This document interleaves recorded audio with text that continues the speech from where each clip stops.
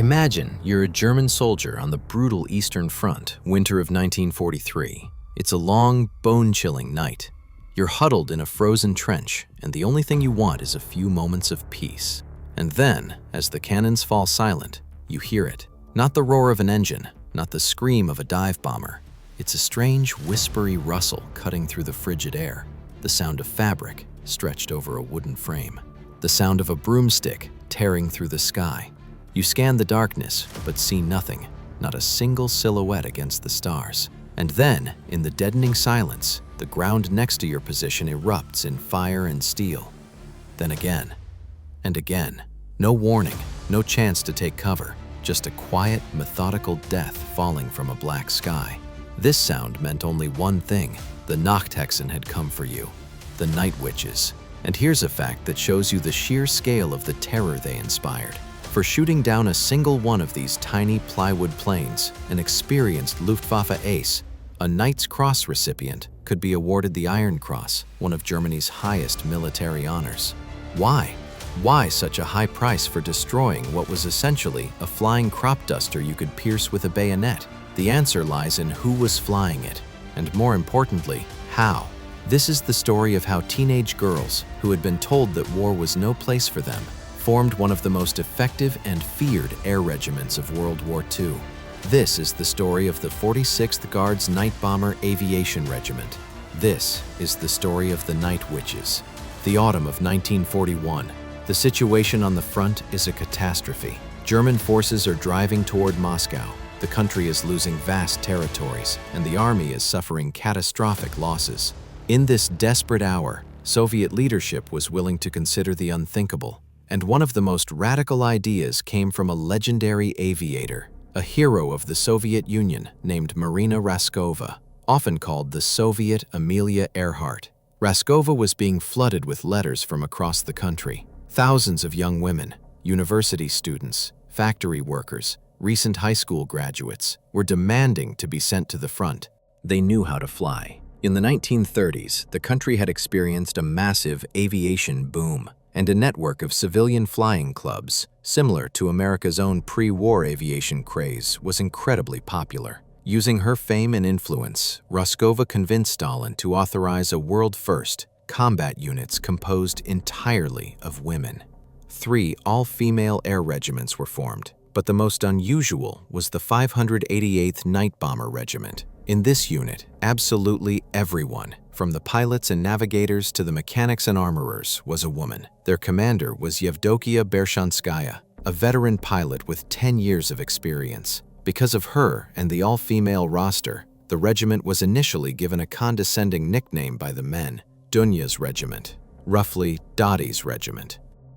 Male officers openly scoffed. "We'll see what these skirts can do in the air." The women were issued old, baggy men's uniforms and worn-out boots. The dismissal was palpable. No one yet knew that this joke would soon become a Nazi nightmare. Most of them were between 17 and 22 years old. They were given only a few months of training to master what men learned over years in military academies. And they wouldn't be flying modern fighters or armored attack planes. Their weapon was this: the Polikarpov PO-2 training biplane, affectionately nicknamed the Kukuruznik, or crop duster. Its design was brilliantly simple, but completely unsuited for combat. A frame of wood covered in fabric, powered by an engine with just over 100 horsepower. The cockpit was completely open to the elements. The only navigation instruments were a stopwatch and a compass. No radar, no autopilot, and for much of the war, no radio. The navigators had to find their way using stars, rivers, and railroad tracks, shining a small flashlight on a map held on their knees.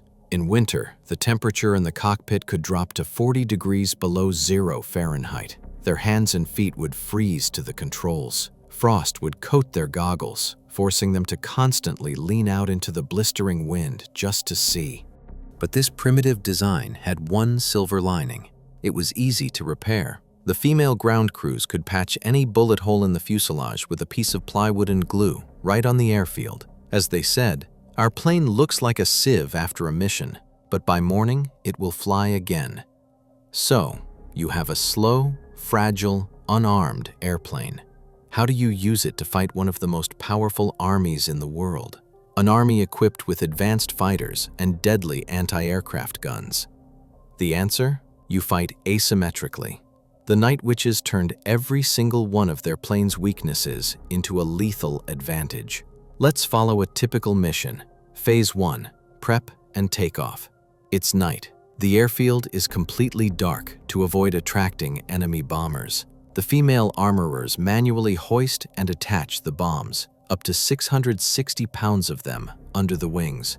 The crew, a pilot and a navigator, gets their target, a square on the map where scouts have spotted a concentration of tanks. They take off into the pitch black, guided only by faint silhouettes. Phase 2. The approach. They fly at treetop level, just a few feet off the ground. This keeps them below German radar and makes them an incredibly difficult target for flak cannons. But it's also insanely dangerous. One mistake, one unseen power line or tall tree, meant certain death. The navigator guides the plane by map and landmark, alone in the sky with no contact with the ground. Phase 3. The attack. This is the signature move. A few miles from the target, the pilot would cut the throttle back and idle the engine. A deafening silence would fall. The PO-2, thanks to its brilliant aerodynamics, effectively became a glider, and in that silence, broken only by the whisper of wind through the bracing wires of the wings, it would glide down onto the enemy position. The navigator would lean out of the cockpit, peering into the dark to line up the target. "Hold it!" she'd yell to the pilot, and at the perfect moment, she would pull the bomb release lever. Phase 4. The escape. Immediately after dropping the bombs, the pilot would dive the plane toward the ground and restart the engine. At that moment, the sky would explode with light as searchlights frantically swept the darkness and flak guns opened fire blindly. But it was too late. The small, nimble PO-2, weaving between the trees, would vanish back into the night. This tactic had a colossal psychological effect. It didn't just destroy supply depots, headquarters, and artillery batteries. It deprived soldiers of sleep. It wore them down. It made veteran German soldiers who had marched across Europe listen in terror to every rustle in the night. This was true psychological warfare, methodical and inescapable. Behind this incredible effectiveness was hellish, inhuman work and immense sacrifice. The turnaround time between missions was just 5 to 8 minutes. In that time, the ground crew had to refuel the plane, rearm it with bombs, and the air crew had to get their next briefing. The women essentially lived in their open, freezing cockpits. They suffered from frostbite, chronic sleep deprivation, and constant stress. But they kept flying. And of course, they suffered losses. Let me tell you one story. Yevgenia Rudneva. Before the war, she was a brilliant astronomy student at Moscow State University. She dreamed of charting the stars. Instead, she had to learn to use them to navigate to bombing targets.